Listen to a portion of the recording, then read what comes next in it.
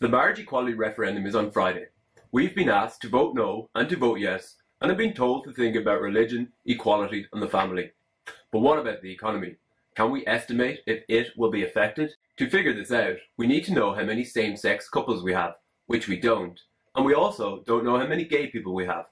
But we have a recent estimate for the proportion of the population that are gay, so if we go with that and apply it to the Irish population, then we have a gay population.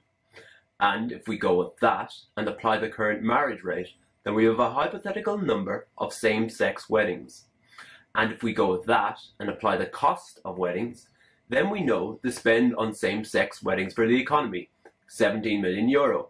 But of course we are simplifying things. Our figure is probably wrong and it's easily challenged, but it's simple and it gets us thinking.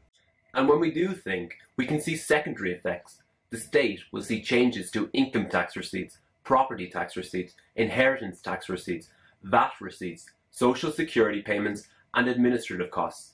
And the broader economy will see changes to employment, competitiveness, tourism, foreign weddings, attracting talent and worker efficiency. So a yes vote would clearly affect the state and the economy in ways we mostly can't calculate. A no vote would keep things as they are.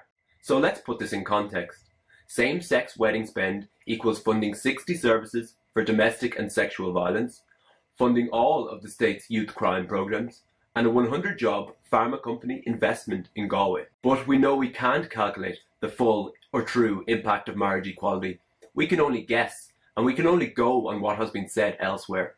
So, if you were undecided before, you should still think about morals and equality and the family. But now you can also think about the money.